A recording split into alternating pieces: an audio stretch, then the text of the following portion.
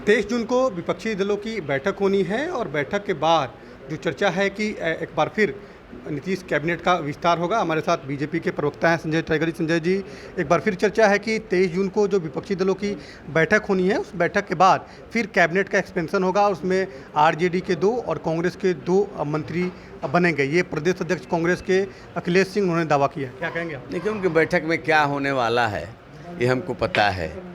मिलकर बैठेंगे महफिल में जुगनू सारे, ऐलान ये होगा कि सूरज को हटाना है। भारतीय जनता पार्टी और नरेंद्र मोदी का मुकाबला करने की स्थिति में न कोई दल है, न कोई नेता है। देश की तरक्की और प्रगति के लिए नरेंद्र मोदी की सरकार ने जो काम किया है, लोग उसकी गति को अवरुद्ध होने देना नहीं चाहते हैं। देश और प्रदेश की जनता मन बना चुकी है कि पुनः नरेंद्र मोदी को, बीजेपी और एनडीए को अवसर देना है।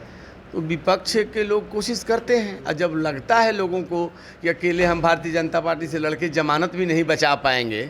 आप देख रहे हैं कि लगातार 2014 के लोकसभा चुनाव, 2019 के लोकसभा चुनाव के बाद कोई पार्टी इतनी ताकत नहीं जुटा पाई कि लोकसभा में प्रतिपक्ष का दर्जा उसको मिल पाए। तो शायद यह ताकत भी जुटा लें तो बड़ी उपलब्धि है। सत्ता तो कोसों दूर है।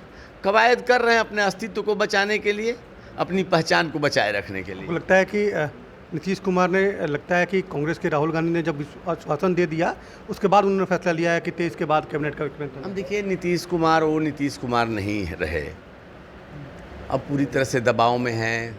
उनकी पारी समाप्ति की ओर है। उनका दल अस्तित्व विहीन होने जा रहा है। बिहार में 3 नंबर की पार्टी आप हैं, भले मुख्यमंत्री आप बने हुए हैं। आपकी लोकप्रियता की ग्राफ तेज़ी से घटी है। इसका अंदाज़ा नीतीश कुमार को है। नीतीश कुमार एक घाघ नेता हैं, अनुभवी नेता हैं। उनको पता है कि मेरे और मेरे पार्टी के दिन अब लद गए हैं, तो अंतिम पारी सम्मानपूर्वक कैसे समाप्त हो उसकी फिराक में है। तो मुझे लगता है दिनों पर दिन वो कांग्रेस और आरजेडी के दबाव में आते जाएंगे और अंततः कोई रास्ता निकाल करके सत्ता की बागडोर आरजेडी के हाथों में सौंप देंगे। उसका दबाव भी है। शायद उसका अंदर में कोई हिडन उनका इस तरह का समझौता भी हुआ था जो आरजेडी के लोग बार बार कह रहे हैं। तो नीतीश कुमार को सब कुछ पता है, लेकिन वो चाहते हैं कि सम्मानपूर्वक विदाई हो।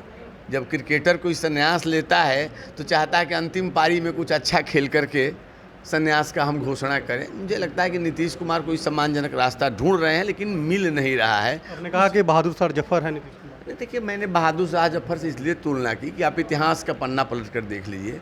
अंतिम मुगल शासक था बहादुर शाह जफर, और वो शासक तो था नाम मात्र का, लेकिन सत्ता का संचालन ईस्ट इंडिया कंपनी करती थी। उसी प्रकार नीतीश कुमार जी मुख्यमंत्री तो हैं संवैधानिक रूप से, लेकिन सत्ता में तेजस्वी का दखलंदाजी है। अब कर्नाटक चुनाव के बाद कांग्रेस का उत्साह बढ़ा है, कांग्रेस ने भी दखल बढ़ाया है, और उसी का नतीजा है कि कांग्रेस अध्यक्ष कह रहे हैं मंत्रिमंडल विस्तार के बाद फिर मंत्रिमंडल विस्तार होगा। कहीं ना कहीं इस बात का प्रमाण है कि नीतीश कुमार दबाव में आ गए हैं, लगातार झुक रहे हैं, और जब कोई झुकते जाता है तो लोग झुकाते भी जाते हैं। तो कांग्रेस और राजद के लोग यह कमजोरी इनका समझ चुके हैं कि नीतीश अब दबाव में आ गए हैं, इनको जितना झुकाया जाए झुकेंगे।